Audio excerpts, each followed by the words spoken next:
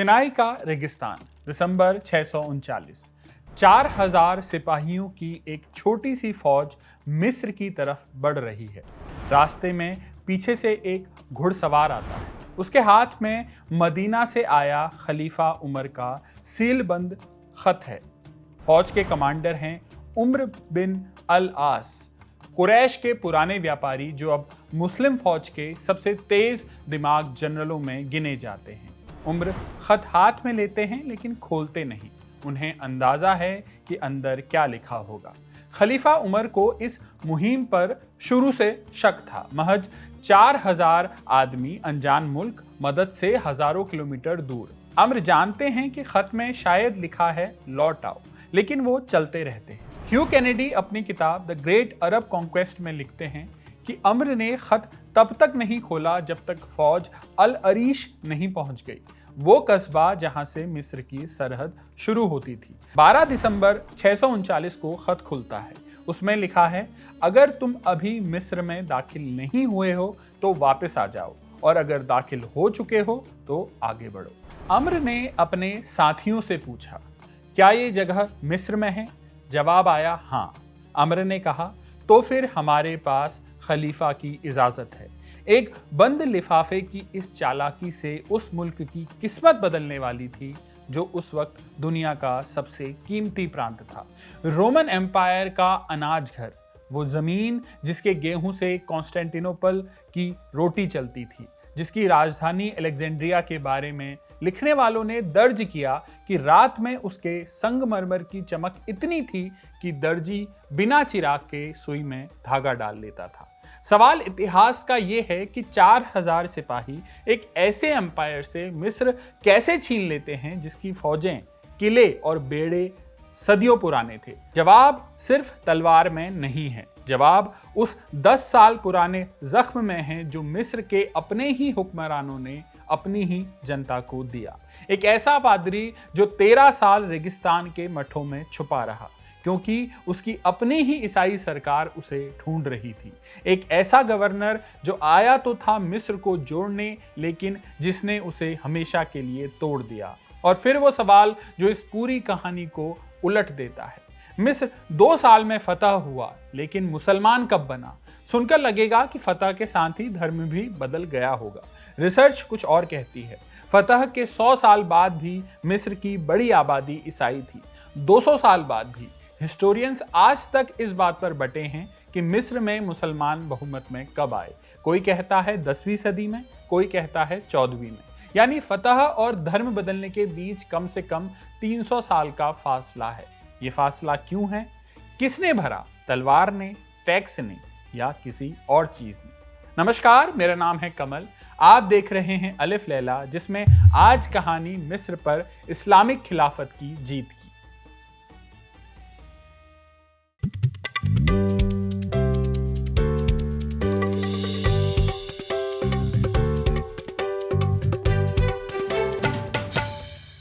मिस्र आज अरब का देश है, अरबी बोलता है, बड़ी आबादी मुसलमान है। लेकिन 7वीं सदी की शुरुआत में इजिप्ट में अरबों का कोई ठिकाना नहीं था। न कोई अरब कबीला वहां के रेगिस्तानों में घूमता था, न शहरों में अरब व्यापारियों की कोई खास मौजूदगी थी।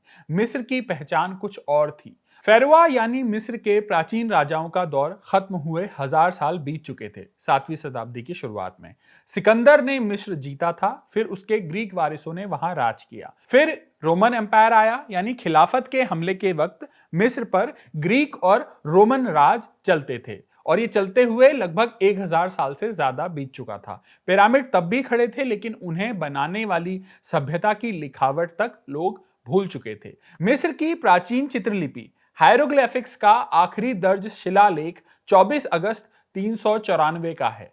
उसके बाद वो लिपि पढ़ने वाला कोई नहीं बचा। पुराने देवता जा चुके थे और उनकी जगह ईसाइयत ने ले ली थी। मिस्र कोई मामूली ईसाई इलाका भी नहीं था। ईसाई दुनिया की एक बड़ी इजाद यहीं हुई थी। मोनेस्ट्री यानी मठ में रहकर दुनिया छोड़ने वाले संतों की परंपरा ईसाई धर्म में भी है, जो उनकी सबसे पुरानी मिसाल मिस्र के रेगिस्तानों में ही पनपी। मिस्र की अपनी एक चर्च थी, कॉप्टिक चर्च। कॉप्ट यानी मिस्र के मूल ईसाई, जिनकी अपनी भाषा थी कॉप्टिक। ये पुरानी मिस्री जबान का ही नया रूप था। अब मिस्र में ईसाइयत तो थी, लेकिन इसके अंदर एक दरार थी। यही दरार आगे चलकर इजिप्ट की सबसे बड़ी कमजोरी साबित होगी।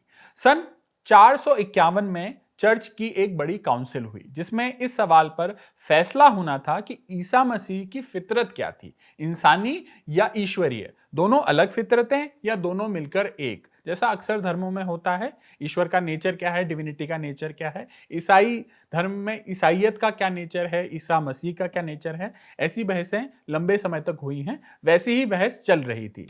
सुनने में बाल की खाल जैसी बात लगती है, लेकिन उस दौर में यही सवाल एम्पायर की राजनीति का केंद्र था, रोमन एम्पायर की। इस सवाल ने मिस्र में ईसाइयत में दरार डाल दी। दो धड़े हो गए, एक शाही चर्च जिसे सरकार का साथ था, और जो ग्रीक बोलने वाले अफसरों और फौजियों की चर्च मानी जाती थी। दूसरी तरफ था कॉप्टिक चर्च। ये वो चर्च था जो गांवों, कस्बों और मठों में बसे आम मिस्र वासियों की चर्च मानी जाती थी। इजिप्ट के आम लोग शाही चर्च को अपना नहीं मानते थे। उनके लिए ये एक बाहरी और जबरदस्ती थोपा हुआ इदारा था। इसी बटे हुए मुल्क पर 6ठी सदी से मुसीबतें आनी शुरू हुई। सन 541 में एक प्लेग आया। मिस्र भूमध्य सागर का पहला इलाका था जहां ये महामारी पहुंची, और अंदाजन बताया जाता है कि मुल्क की आबादी घटकर 30 लाख रह गई, जो कभी पहले 50 लाख के आसपास हुआ करती थी। फिर सन 619 में पर्शिया की फौजें यहां आई और मिस्र पर कब्जा कर लिया। इसके बाद करीब 10 साल तक पर्शिया का राज चला। सन 629 में रोमन बादशाह हेराक्लियस ने पर्शिया को हराकर मिस्र वापस ले लिया। यानी अरब हमले से ठीक 10 साल पहले ही मिस्र में रोमन हुकूमत दोबारा बहाल हुई, अब नई नई, कमजोर और जनता की नजरों में अजनबी। और यहीं से इस कहानी में वो किरदार दाखिल होता है जिसके फैसलों ने इजिप्ट को अंदर से खोखला करना शुरू कर दिया। हुआ ये कि हेराक्लियस ने तय किया कि इजिप्ट की दोनों चर्चों को जबरदस्ती एक किया जाएगा। इस काम के लिए उन्होंने एक आदमी चुना जो इजिप्ट का नहीं था। इस व्यक्ति का नाम था साइरस। साइरस का मिस्र से, जैसे पहले बताया, कोई नाता नहीं था। अरबी किताबें उन्हें मुकौकिस कहकर बुलाती हैं। मुकौकिस मिस्र के शासक या गवर्नर के लिए इस्तेमाल होने वाली एक उपाधि थी, किसी का नाम नहीं था। सन 631 में साइरस अलेक्जेंड्रिया पहुंचे। उनके पास दो पद थे। वो शाही चर्च के पैट्रियार्क थे, यानी इलाके के सबसे बड़े धर्मगुरु, और मिस्र के सिविल गवर्नर भी। मजहब और हुकूमत दोनों ताकतें एक ही आदमी के हाथ में आ गई। अब जैसे ही ये साइरस आए, इधर इजिप्ट में हलचल शुरू हो गई। हुआ क्या है देखिए। हुआ ये कि कॉप्टिक चर्च के एक अपने पैट्रियार्क हुआ करते थे। इनका नाम था बेंजामिन। ये इजिप्ट के एक जमींदार घराने के पढ़े लिखे संत थे, जो अपने लोगों में बेहद पसंद भी किए जाते थे। साइरस के पहुंचने की खबर मिलते ही बेंजामिन ने अपने बिशपों को खत लिखा कि पहाड़ों और रेगिस्तानों में छुप जाओ। बात एक ही धर्म की हो रही है, लेकिन अलग अलग सेक्ट्स हैं, तो एक सेक्ट को दूसरे सेक्ट के आने से डर लग रहा है। अब इतने में बेंजामिन ये खत लिखकर खुद रात के अंधेरे में अलेक्जेंड्रिया छोड़कर निकल गए, और दक्षिणी इजिप्ट के एक छोटे से मठ में जाकर उन्होंने पनाह ले ली, और अगले 13 साल बताया जाता है कि वो वहीं रहे। इसके बाद जो हुआ उसे कॉप्टिक किताबें 10 साल का जुल्म कहती हैं। साइरस ने पूरे मुल्क में फौजी टुकड़ियां बिठाई और अपना कानून लागू करना शुरू किया। कॉप्टिक संतों की जीवनियों में इस दौर की जो कहानियां दर्ज हैं, उनमें सबसे मशहूर खुद बेंजामिन के भाई मिनास की है, जिसका जिक्र इतिहासकार ह्यू कैनेडी अपनी किताब में भी करते हैं। उन्होंने अपनी किताब में लिखा है कि मिनास को पकड़ा गया, पहले आग से जलाया गया, फिर दांत उखाड़े गए। हर अजाब के बाद उसके सामने एक ही शर्त रखी गई, यही कि शाही चर्च की जो डेफिनेशन है या जो उसका कायदा है उसे कबूल कर लो, जान बच जाएगी। मिनास ने हर बार इनकार किया। आखिर में कहते हैं उसे समंदर में ले जाकर डुबो दिया गया। ऐसी कहानियां कितनी सच हैं और कितनी बड़ा चढ़ाकर लिखी गई, आज कहना मुमकिन नहीं, लेकिन इतना तय है कि इजिप्ट की आम जनता के दिल में अपनी ही सरकार के लिए खौफ था और नफरत भी थी। अब जरा उस वक्त के इजिप्ट की हालात भी समझ लेते हैं। प्लेग, जैसा पहले बताया, मिस्र की आधी आबादी को निगल चुका था। इसके बाद 20 साल के अंदर वहां 3 बार हुकूमत बदली। जनता और सरकार एक ही धर्म को मानती थी, लेकिन दोनों अलग अलग चर्चों से जुड़ी हुई थी। जैसा पहले बताया, एक शाही चर्च जो कॉन्स्टेंटिनोपल से चलता था और दूसरा कॉप्टिक चर्च। इनकी भाषाएं भी अलग थी, मान्यता अलग थी और दोनों एक दूसरे को असली ईसाई नहीं मानते थे। अब ये हालात इतने खराब हुए, जैसा पहले बताया, कि मिस्र के सबसे बड़े धर्मगुरु बेंजामिन को रेगिस्तान में छिपकर जान बचानी पड़ी। रोमन साम्राज्य के नक्शे पर इजिप्ट भले ही सबसे अमीर प्रांत दिखाई देता था, लेकिन जमीन पर उसकी हालात एक ऐसे टूटे हुए घर जैसी थी जिसका दरवाजा बस एक हल्के से धक्के का इंतजार कर रहा था, और वह धक्का देने वाला आदमी मिस्र को पहले से जानता था, जिनकी बात हमने एकदम शुरुआत में की थी। अरब किताबों में अम्र बिन अल आस के बारे में एक किस्सा दर्ज है। इस्लाम से पहले के दिनों में अम्र व्यापार के सिलसिले में यरूशलेम गए थे। वहां पहाड़ियों पर ऊंट चराते वक्त उन्हें एक पादरी मिला, प्यास से अधमरा। अम्र ने उसे पानी पिलाया, पादरी सो गया तो उसके पास एक सांप निकल आया। अम्र ने तीर से सांप को मार दिया। पादरी की जान 2 बार बची। वो मिस्र का रहने वाला था, तो एहसान चुकाने के लिए अम्र को अपने साथ अलेक्जेंड्रिया ले गया और इनाम देकर वापस भेजा। ह्यू कैनेडी लिखते हैं कि किस्से की डिटेल्स पर यकीन करना थोड़ा मुश्किल है, बनी बनाई बात भी हो सकती है, लेकिन एक बात इससे झलकती है, वो ये कि शुरुआती मुस्लिम जनरलों में शायद अकेले अम्र थे जिन्होंने अलेक्जेंड्रिया की दौलत अपनी आंखों से देखी थी, और वो जानते थे कि सिनाई के उस पार क्या रखा हुआ है। अब देखिए, जो मुस्लिम फौज है वो इजिप्ट पर हमला करने के लिए आगे बढ़ी कैसे। सबसे पहले हुआ सीरिया पर हमला। सीरिया पर हमला क्यों हुआ, यह समझने के लिए भी एक बार ज्योग्राफी और पॉलिटिक्स रिवाइज कर लेते हैं। देखिए, 2 साम्राज्य थे, एक मुस्लिम जो मक्का और मदीना के आसपास खड़ा हो रहा था उस टाइम पे, उसके ठीक ऊपर यानी आज के सीरिया, फिलिस्तीन, इजिप्ट और तुर्की के इलाके में पुराना बड़ा साम्राज्य था जिसे रोमन एम्पायर कहते थे, और जो इस वक्त तक आते आते बाइजेंटीन एम्पायर के नाम से जाने जाने लगा था, क्योंकि इसकी राजधानी अब रोम में नहीं थी बल्कि कॉन्स्टेंटिनोपल में थी, यानी आज का इस्तांबुल। इस पूरे साम्राज्य पर, यानी जो रोमन एम्पायर है, बाइजेंटीन एम्पायर है, उसके पूरे साम्राज्य पर एक ही बादशाह का राज था, हेराक्लियस। सीरिया भी उनका ही प्रांत था और मिस्र भी, यानी ये पूरा इलाका अभी ईसाइयों के कब्जे में है। दोनों अलग अलग इलाके, सीरिया और मिस्र अलग अलग इलाके थे, अलग अलग गवर्नर थे, अलग अलग फौजें भी थी, लेकिन उनके ऊपर एक ही बादशाह का राज था। तो मुसलमानों का पहला बड़ा सैन्य अभियान बाइजेंटीन एम्पायर के सबसे नजदीकी और सबसे खास प्रांत सीरिया की तरफ हुआ। इसकी शुरुआत खलीफा अबू बकर के दौर में हुई और उनके इंतकाल के बाद खलीफा उमर के रूल में भी ये मुहिम जारी रही। कई सालों तक एक के बाद एक शहरों में लड़ाइयां हुई, छोटी बड़ी। कई जंगों के बाद आखिरकार एक ऐसा मोड़ आया जिसने पूरे इलाके का इतिहास बदल दिया। अगस्त 636 ईस्वी में आज के जॉर्डन और सीरिया की सीमा पर बहने वाली यरमुक नदी के किनारे दोनों ताकतें आमने सामने आई। एक तरफ मुस्लिम फौज थी और दूसरी तरफ बाइजेंटीन एम्पायर की सबसे बड़ी फौज। यहीं से एक लड़ाई शुरू हुई जिसने आगे चलकर मिडिल ईस्ट की तकदीर बदली। लड़ाई करीब 1 महीने चली। छोटी झड़पों से शुरुआत होकर आखिर में एक बड़ा मुकाबला हुआ जिसमें बाइजेंटीन फौज की हार हुई। इस हार के बाद बादशाह हेराक्लियस को समझ आ गया कि सीरिया को शायद अब बचाया नहीं जा सकता, तो वो वहां से निकल गए, और कहा जाता है कि जाते हुए उन्होंने एक बात कही थी जिसे अरब इतिहासकारों ने कुछ यूं दर्ज किया। उन्होंने कहा, सीरिया तुझ पर सलामती हो, ये आखिरी विदाई है। इसके बाद दमिश्क और होम्स जैसे बड़े शहर मुस्लिम कब्जे में आते गए।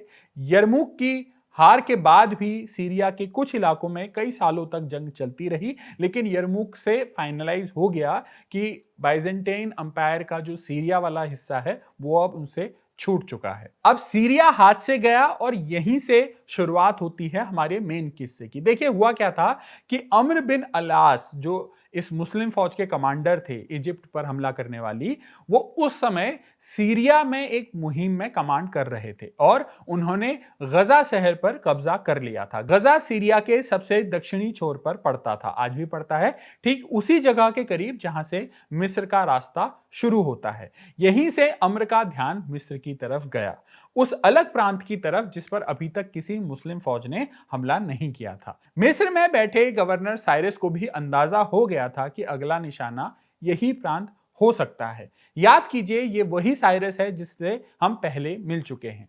वही पैट्रियार्क गवर्नर जिन्होंने मिस्र में कॉप्टिक चर्च पर 10 साल तक जुल्म ढाया, लेकिन जंग के मामले में साइरस ने अलग रास्ता चुना। उन्होंने सोचा कि लड़ाई की जगह सौदा बेहतर है। साइरस ने अम्र को पेशकश भेजी कि अगर मुसलमान मिस्र पर हमला ना करें तो हर साल एक तय रकम बतौर टैक्स भेजी जाएगी। मामला यहां तक बढ़ा कि साइरस ने बादशाह हेरक्लियस की बेटी की शादी भी उम्र से कराने का वादा कर दिया या प्रस्ताव रख दिया, इस उम्मीद में कि अम्र ईसाई बन जाएंगे और जंग की नौबत नहीं आएगी।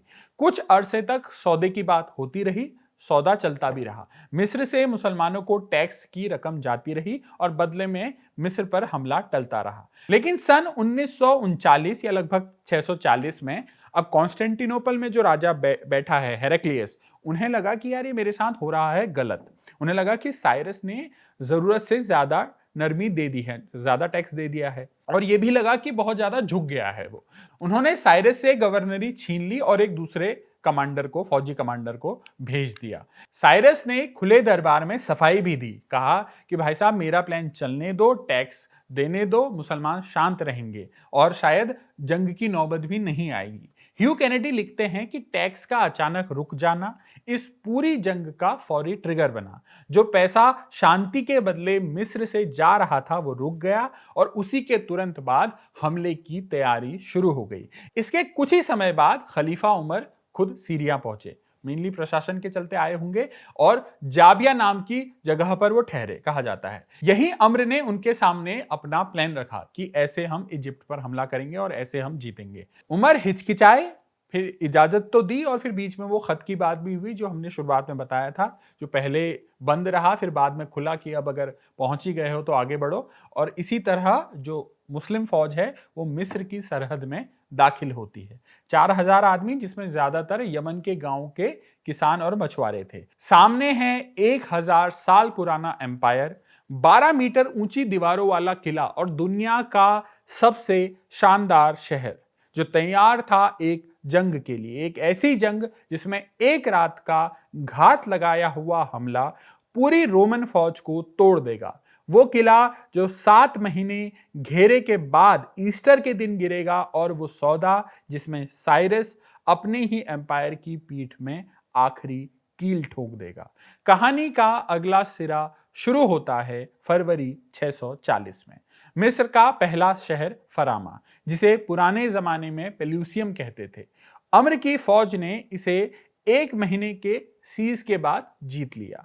यहीं पहली बार उन्हें वो चीज दिखी जो इस जंग का पैटर्न बदलने वाली थी। मिस्र के अरब इतिहासकार इब्न अब्द अल हकम लिखते हैं कि पैट्रियार्क बेंजामिन, जो कॉप्टिक चर्च के असली धर्मगुरु थे, उन्होंने इस दौरान एक खत लिखा। उन्होंने लिखा कि ये रोमन साम्राज्य का अब लगता है वक्त खत्म होने वाला है। अब कहने का आशय तो यही था इससे कि अरब फौज की मदद करो। हालांकि इतिहासकारों का मत यह है कि ये बात पूरी तरह सही नहीं है। ऐसा नहीं कि बगावत ही हुई। कई मामलों में जो आम इजिप्ट वाले थे, जो कॉप्ट ईसाई चर्च को फॉलो करते थे, उन्होंने रोमनों के साथ मिलकर अरबों से या मुस्लिमों से लड़ाई भी की। देखिए, इजिप्ट के आम व्यक्ति के लिए, किसी गांव वाले के लिए, ये 2 बाहरी ताकतों की लड़ाई हो रही है। उसके लिए बस ये इंपॉर्टेंट है कि मैं बच जाऊं। 10 साल के जुल्म के बाद हालांकि वो अपने हुक्मरानों के लिए लड़ने के लिए तैयार नहीं था। होगा भी कैसे? अगर आप उन्हें ही दबा रहे हो तो वो आपके लिए लड़ते समय तो थोड़ा बहुत हिचकिचाएंगे या फिर कम से कम साथ नहीं देंगे। ऐसा ही कुछ हुआ। रोमन फौज को इस जंग में मिस्र से वो चीज कभी नहीं मिली जो किसी भी डिफेंडर की असली ताकत होती है, अपनी जमीन का साथ, अपने लोगों का साथ। खलीफा की फौज दिल्ली के आकार वाले नील डेल्टा के किनारे किनारे आगे बढ़ती रही। रास्ते की कई लड़ाइयां हुई। फिर गर्मियों में अम्र ने वो चाल चली जिसका इंतजार वो लंबे समय से कर रहे थे। इस पूरी मुहिम के समय ही उनके दिमाग में ये बात थी कि जब हम थोड़े आगे बढ़ जाएंगे तो हमारे पास पीछे से कुछ मदद आएगी। अरब से 12,000 सिपाहियों का रीइंफोर्समेंट गर्मियों में आया और अब अम्र के पास करीब 15,000 आदमी हो गए। उन्होंने आज के कायरो या काहिरा के एक इलाके हेरियोपोलिस के पुराने खंडहरों में डेरा डाल लिया। अम्र जानते थे कि उनके पास अलेक्जेंड्रिया के बड़े बड़े किले तोड़ने की मशीनें नहीं हैं, तो उन्होंने रोमनों को किले से बाहर निकाला या बाहर खींचा। जुलाई 640 में रोमन कमांडर थियोडोर ने अपनी मुख्य फौज ली और खुले मैदान में भिड़ने आ गया। अब यहाँ मुस्लिम फौज या जो खलीफा की फौज है, उनके कमांडर अम्र ने एक तकनीक अपनाई या तरीका अपनाया। यह किया कि सामने से खुद आ गए, लेकिन अंधेरे में 500 घुड़सवारों की एक टुकड़ी पहाड़ियों के पीछे से रोमन फौज के पीछे बैठा दी, ताकि जब मौका आए तो पीछे से टूट पड़े। ऐसा ही हुआ भी। रोमन फौज दो पार्टों के बीच फंस गई और बिखर गई। अब जो बचे वो भागकर गए एक किले में शरण लेने। अब इसी किले में इस कहानी का अगला हिस्सा शुरू होता है। इस किले का नाम था बेबीलोन। नाम से ये इराक वाला बेबीलोन लगता है, वहां मेन बेबीलोन है, लेकिन ये वो बेबीलोन नहीं है। ये इजिप्ट में नील नदी के किनारे खड़ा एक रोमन किला हुआ करता था, जो आज के हिसाब से ओल्ड कायरो में पड़ता है। करीब 540 साल पुराना रोमन इंजीनियरिंग का नमूना, जो 12 मीटर ऊंची और करीब 3 मीटर मोटी दीवारों वाला था, जिसमें नदी की तरफ 3 मीटर चौड़े 2 बुर्ज थे।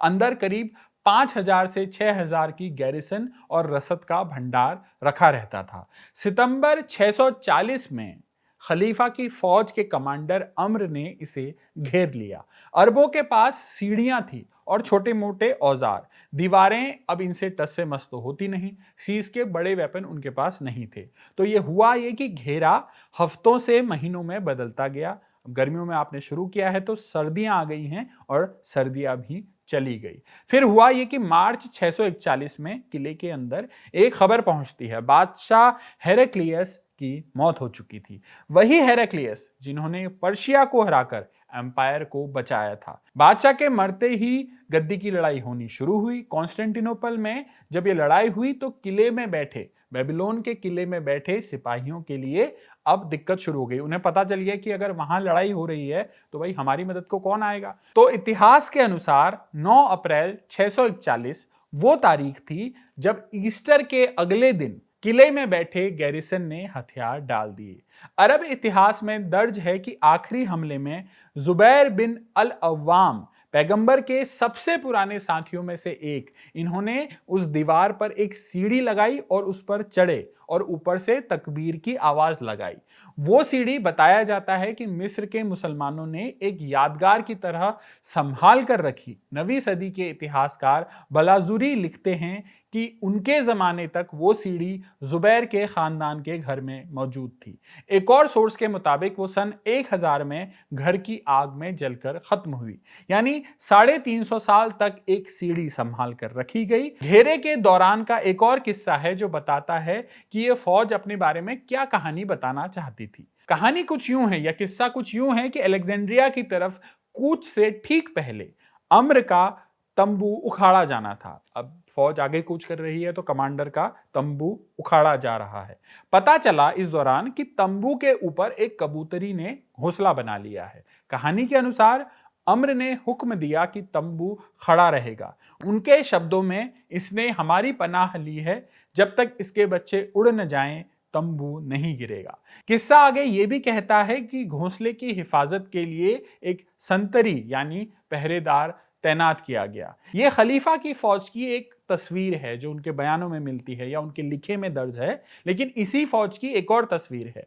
बेबीलोन के बाद फौज डेल्टा के किनारे एक शहर पहुंची जिसे निकियू कहा जाता था। रोमन कमांडर यहां से घबराकर नाव से भाग गया। गैरिसन ने भी हथियार डाल दिए। 13 मई 641 को अरब फौज बिना लड़ाई लड़े शहर में दाखिल हुई और फिर उसी शहर के बिशप जॉन ऑफ निकियू, जो इन घटनाओं के समकालीन थे और जिनके लिखे से इस फतह का इकलौता ईसाई चश्मदीद दस्तावेज मिलता है, उन्होंने लिखा है कि फौज ने गलियों और चर्चों में जो भी मिला, चाहे मर्द औरतें बच्चे, सबको तलवार से मार डाला। एक तरफ कबूतरी के लिए रुका हुआ तंबू, दूसरी तरफ निकियू में हुआ कत्लेआम। ये दोनों एक ही फौज की अलग अलग तस्वीरें हैं और लगभग एक ही महीने की घटनाएं बताई जाती हैं। ये सब जीत लेने के बाद अब मुस्लिम फौज के सामने एक ही चीज बची थी, अलेक्जेंड्रिया, वो शहर जिसके बारे में अम्र ने बाद में खलीफा को लिखा। और ये खत अरबी किताबों में दर्ज है।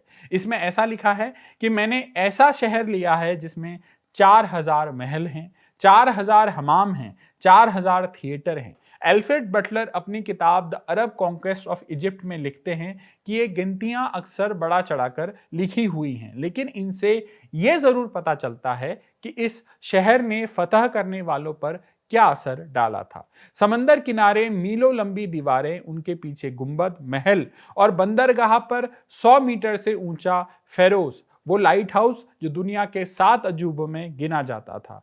इन दीवारों को तलवार से तोड़ना इस्लामिक फौज के बस में नहीं था, लेकिन उन्हें फिर इसको तोड़ने की जरूरत भी नहीं पड़ी, क्योंकि अलेक्जेंड्रिया अंदर से ही टूट रहा था। हेरेक्लियस की मौत के बाद कॉन्स्टेंटिनोपल में 3 महीने के अंदर दूसरा बादशाह भी मर गया। गद्दी एक नाबालिग और उसकी महत्वाकांक्षी मां के हाथ में आई। शहर के अंदर 2 जनरल आपस में लड़ रहे थे, यानी जो ईसाई फौज है वो अलेक्जेंड्रिया के किले के अंदर लड़ रही है। उनके 2 फैक्शन बन चुके थे। ऐसे में नई सरकार ने एक फैसला लिया जो इस कहानी में आखिरी मोड़ लाता है। वो वापस लेके आए किसे? उसी साइरस को, उसी पेट्रियार्क गवर्नर को जिसने पहले अरबों से समझौते की कोशिश की और फिर उसके बाद उन्हें जिला वतन कर दिया गया था। साइरस को भेजने का मकसद अब लड़ना नहीं था। बात यह थी कि ये आदमी पहले भी डिप्लोमेसी दिखा चुका है, तो इसी का इस्तेमाल करे। अब 14 सितंबर 641 को साइरस अलेक्जेंड्रिया लौटा। जॉन ऑफ निक्यू लिखते हैं कि लोगों ने रास्तों पर कालीन बिछाए और भजन गाते हुए उनका स्वागत किया। शहर को लगा कि उनका रखवाला लौट आया है। किसी को नहीं पता था कि यह आदमी अगले ही महीने चुपचाप शहर से निकलेगा, नील के किनारे अम्र के पास जाएगा और मिस्र को उन्हें सौंप आएगा। एक सीरियाई क्रॉनिकल में उस मुलाकात की एक लाइन दर्ज है। साइरस ने सोना पेश किया, पुरानी ट्रिब्यूट वाली डील दोबारा जिंदा करने की कोशिश की, लेकिन अम्र का यहां पर एक अब साफ जवाब था। अब लीड उनके पास थी, तो उन्होंने कहा अब जब हमने ये मुल्क ले लिया है तो हम इसे छोड़ेंगे नहीं। 28 नवंबर 641 को समझौता हुआ। शहर टैक्स देगा, रोमन फौज अपना माल असबाब लेकर समंदर के रास्ते लौट जाएगी, यानी जो कॉन्स्टेंटिनोपल की फौज आई है, रोमन फौज, वो वापस लौट जाएगी। आप टैक्स दोगे तब शांति होगी। अब साइरस खुद ये जाके वो डील कराया है, लेकिन अलेक्जेंड्रिया के लोगों को इस सौदे की भनक अभी तक नहीं है। तो उन्हें जब भनक लगी, अब भनक कब लगेगी? जब टैक्स चुकाना पड़ेगा। तो जैसे ही अरब दस्ता पहली बार टैक्स की किस्त लेने अंदर पहुंचा, लोगों ने क्या किया? हथियार उठा लिया कि भाई साहब किस बात का टैक्स। तब फौजी अफसरों ने ऐलान किया कि शहर का सौदा हो चुका है। अब भीड़ ने ढूंढना शुरू किया, किसे? साइरस को। पत्थर मारने पर उतर आई। तब जाकर साइरस ने आंसुओं के साथ, कहा जाता है, ये बात कबूल की और कहा कि ये सौदा मैंने तुम्हारी और तुम्हारे बच्चों की जान बचाने के लिए किया है। 10 दिसंबर 641 को पहली किस्त अदा हुई, पहला टैक्स दिया गया। अगले साल 17 सितंबर को आखिरी रोमन सिपाही जहाजों में बैठकर वापस चला गया और फिर 29 सितंबर 642 को अम्र बिना कोई तीर चलाए शहर में दाखिल हुए। सिकंदर से शुरू हुआ 1000 साल का ग्रीक और रोमन दौर उस दिन खत्म हो गया। साइरस ये दिन देखने के लिए जिंदा नहीं बचे। लोगों की भविष्यवाणी सच निकली कि वो शहर में अगला ईस्टर नहीं देख पाएगा। इस जीत के बाद अम्र ने जो फैसले लिए, उनका असर आज तक इजिप्ट में दिखता है। उनका मन अलेक्जेंड्रिया को राजधानी बनाने का था, जो सबसे बड़ा शहर था, लेकिन इस बात से खलीफा उमर ने मना कर दिया। वजह यह बताई जाती है कि उमर नहीं चाहते थे कि उनकी फौज और अरब के बीच वाटर आए, कोई वाटर सोर्स आए। तो बेबीलोन किले के पास तंबुओं की एक बस्ती बनाई गई जिसका नाम रखा गया फुस्तात। उसी बस्ती से बढ़ते बढ़ते वो शहर बना जिसे आज दुनिया कायरो या काहिरा कहती है। बहरहाल खिलाफत की जीत के बाद मिस्र के लिए कुछ बड़े बदलाव हुए। हमने जैसे पहले बताया कि अनाज का भंडार था। जो अनाज 1000 साल से रोम और कॉन्स्टेंटिनोपल जाता था, वो अब मदीना जाने लगा। सन 642 में जब अरब में अकाल पड़ा, तो अम्र ने नील से लाल सागर तक जाने वाली सदियों पुरानी बंद नहरें खुदवाकर चालू कराई और मिस्र का गेहूं जहाजों में भरकर सीधे मदीना के बंदरगाह भेजा गया। मिस्र का काम वही रहा, दूसरों का पेट भरना, बस खाने वालों का पता बदल गया। इसी के साथ एक वापसी भी हुई। हमने आपको बताया था कि कॉप्टिक पेट्रियार्क बेंजामिन थे, वो छुपे हुए थे। तो जब मुस्लिम फौज का इजिप्ट पर कब्जा हुआ, या अम्र ने उस टाइम पे कहा कि जो बेंजामिन है वो अब लौट आए, अब डरने की बात है नहीं। तो 13 साल रेगिस्तान में छुपे रहने के बाद बेंजामिन अलेक्जेंड्रिया लौट आए। तो क्या कहानी यहां खत्म हो गई? जवाब है नहीं, क्योंकि यहां से एक ऐसी बहस शुरू हुई जो आज भी चलती जा रही है। हुआ यह कि जमीन तो जीत ली आपने इजिप्ट की, धर्मगुरु भी बहाल हो गए, लेकिन सब कुछ ठीक नहीं हुआ। यहां से एक नई कहानी शुरू हुई, क्योंकि 642 का मिस्र ऐसा मुल्क था जहां करीब 30 लाख ईसाइयों पर बमुश्किल 40 या 50 हजार अरब शासन कर रहे थे। सवाल यह है, जो अब हिस्ट्री के लिए बहुत इंटरेस्टिंग रहता है, कि यह मुल्क मुसलमान कब बना और कैसे बना। इतिहासकारों के अनुसार जो पुराने टैक्स कलेक्टर थे वो वही ग्रीक भाषा यूज करते थे जो पहले से चलती आई। जब मुस्लिम जीत गए या इस्लामिक शासन बहाल हुआ, तब भी पुरानी ही भाषा शुरुआत में चलती रही। गवर्नर के दफ्तर के सबसे बड़े ओहदों पर ईसाई अफसर ही बैठे रहे। सरकारी कामकाज की भाषा ही अरबी होने में करीब 60 साल लग गए। इस मुद्दे पर एक किताब लिखने वाली shaping the Muslim state Petra सैपिस्टाइन लिखती हैं कि ग्रीक और कॉप्टिक को दफ्तरों से पूरी तरह गायब होने में उसके बाद भी 200 साल और लगे। गांव के किसान के लिए बदला सिर्फ इतना था कि लगान की रसीद पर मुहर अब किसी और की लगती थी, लेकिन उस रसीद में एक नई लाइन भी जुड़ गई थी, जजिया, गैर मुस्लिमों पर लगने वाला टैक्स, जो आमतौर पर हर बालिग मर्द पर 2 सोने के दिनार था, यानी करीब 8.5 ग्राम सोना, आज के भाव में मोटा मोटा 80 से 90 हजार रुपए सालाना। ऊपर से जमीन का लगान अलग लगता था, और फौज, अब आपको फौज कमांड कर रही है शहर को, तो उसके लिए रसद भी देनी पड़ती थी टैक्स के अनुसार। समझौतों में दर्ज है कि हर जमीन वाले को मुसलमान सिपाहियों के लिए गेहूं, तेल, शहद और सिरका देना पड़ता था, और हर सिपाही के लिए ऊनी कपड़े, पगड़ी और जूते भी। इस टैक्स से बचने का सिर्फ एक रास्ता था, मुसलमान बन जाओ, जजिया माफ। सैपिस्टाइन लिखती हैं कि जजिया से छुटकारा धर्म बदलने की एक बड़ी वजह था। अब एक दिलचस्प बात देखिए, सैपिस्टाइन के अनुसार इस्लामिक गवर्नमेंट के लिए ये एक धर्म संकट बन गया था, क्योंकि धर्म बदलने से इस्लाम की गिनती तो बढ़ती थी, लेकिन होता क्या था, टैक्स कम हो जाता था। तो सरकारी अफसरों ने इसके बचने के लिए कुछ रास्ते भी निकाले। जहां अफसरों को शक हुआ कि फलां आदमी ईमान से नहीं, टैक्स बचाने के लिए मुसलमान बना है, तो उससे धर्म बदलने के बाद भी जजिया टैक्स वसूला गया। खलीफा अब्द अल मलिक ने एक बार मिस्र के गवर्नर को लिखा कि अब भाई नए मुसलमानों से भी जजिया लो, क्योंकि टैक्स कम हो रहा था। तो हालांकि बाद में कहते हैं कि ये इरादा उन्होंने बदल भी दिया। सोचिए, हुकूमत खुद कश्मकश में आ गई कि अब उसे नए मुसलमान चाहिए या उनका टैक्स। इस कश्मकश को एक खलीफा ने इसका निपटारा किया, उमर बिन अब्द अल अजीज, जो 717 से 720 तक खलीफा रहे और इतिहास में उमर द्वितीय के नाम से जाने गए। मिस्र से उनके गवर्नर ने शिकायत भेजी कि नए मुसलमानों का जजिया माफ करने से खजाना खाली हो रहा है, सिपाहियों की तनख्वाह के लिए कर्ज लेना पड़ रहा है। तो उमर द्वितीय ने इस पर जवाब दिया कि खुदा ने मोहम्मद को हिदायत देने भेजा था, टैक्स वसूलने नहीं। बात साफ थी, धर्म परिवर्तन होने दो। इसके बावजूद जमीन पर मामला दशकों तक खिंचता रहा, क्योंकि सवाल सिर्फ उसूल का नहीं था, आइडियलिज्म का नहीं था, बात प्रैक्टिकल थी, पैसे की दिक्कत थी। और पैसे का दबाव किस हद तक था, ये उस दौर के एक सरकारी खत से समझिए। टैक्स के बोझ से किसान गांव छोड़कर भागने लगे थे। ऐसे भगोड़ों के बारे में गवर्नर के दफ्तर से जिले के अफसर को हुक्म गया, और इस खत के शब्द कुछ यूं थे कि ये खत मिलते ही इनके नाम, इनके बाप के नाम, इनके गांव और इनके हुलिये लिख लिए जाएं, और फिर इन्हें जबरदस्ती इनके गांव में रोका जाए, इनसे इनकी जमीन पर हल जुतवाए जाएं और पक्का किया जाए कि ये वहीं रहें और अपना टैक्स चुकाते रहें।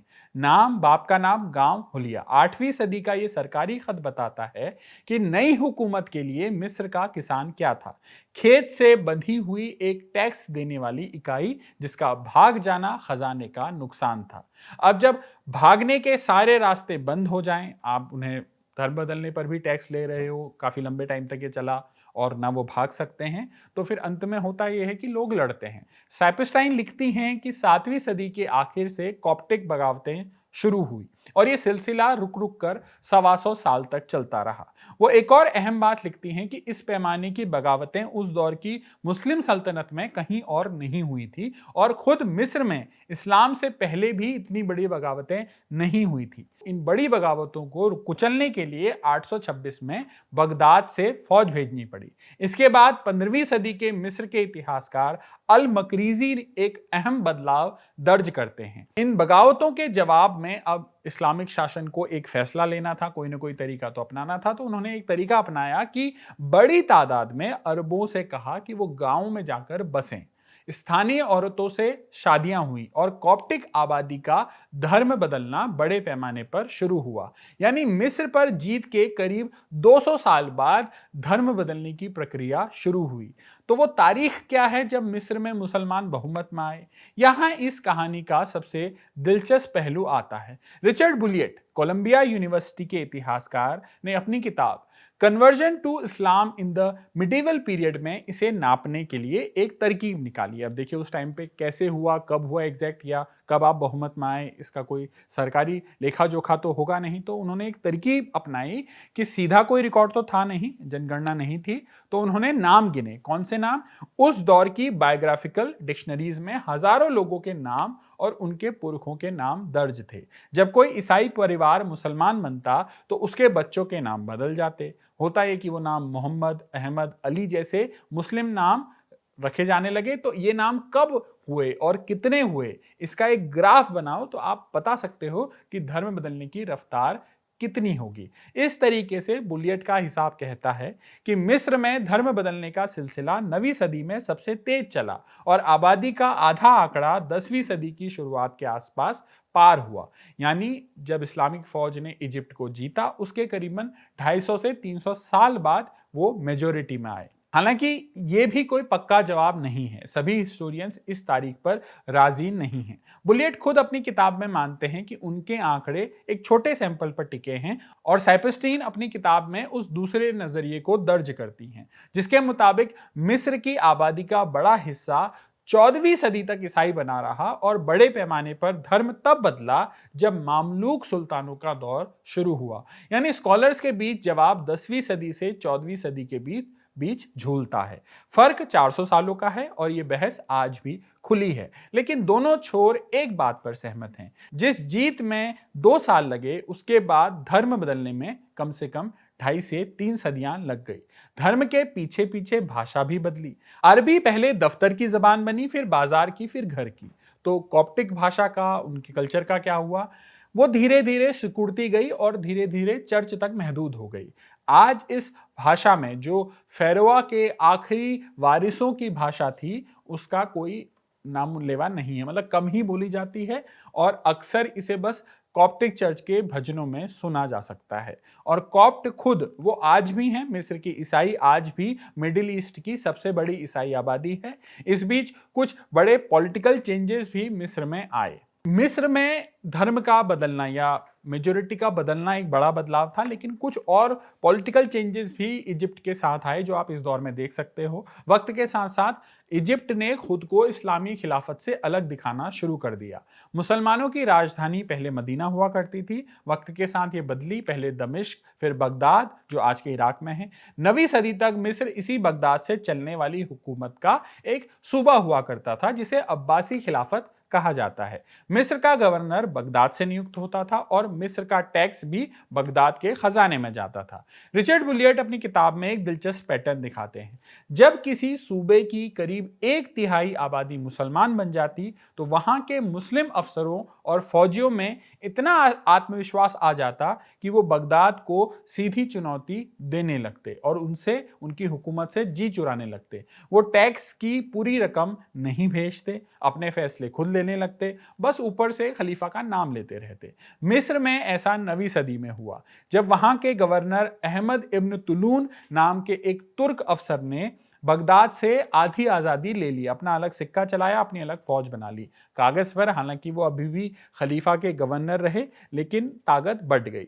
बुलियट के मुताबिक अब अगला चरण यह होता था कि जब किसी सूबे की आबादी का 2/3 हिस्सा मुसलमान हो गया तो वहां के लोग पूरी आजादी की मांग उठाने लगते, बगदाद का नाम लेना भी बंद कर देते। मिस्र में यह मोड़, यानी जब एक आबादी का 2/3 हिस्सा मुस्लिम हो जाता है और एक बड़ा पॉलिटिकल चेंज आता है, वो सब हुआ 969 में। हुआ ये कि मिस्र पर एक नई ताकत ने कब्जा किया। इन्हें फातिमी खिलाफत के नाम से जाना जाता है और ये लोग इस्लाम की अलग शाखा इस्माइली शिया शाखा में विश्वास रखते थे, जबकि बगदाद की खिलाफत सुन्नी थी। तो फातिमियों ने बगदाद से आजादी नहीं ली, सिर्फ बगदाद से आजादी नहीं ली, बल्कि बगदाद के खलीफा को सिरे से खारिज करके अपनी अलग खिलाफत खड़ी कर ली, जिसकी राजधानी अब मिस्र होने वाली थी। फातिमियों की जीत के बाद ही इजिप्ट में एक नया शहर बना।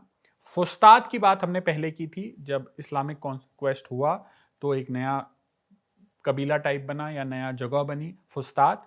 उसी के किनारे एक नया शहर बसाया गया जिसे अल काहिरा कहा गया, जिसका मीनिंग होता है विनर, विजेता। यही अल काहिरा आज कायरो के नाम से जाना जाता है। इसी के साथ आज का एपिसोड यहीं समाप्त करते हैं। कैमरे के पीछे थे मेरे साथी इरशाद और बाकी साथियों का नाम आप कैमरे पर देख सकते हैं। शुक्रिया।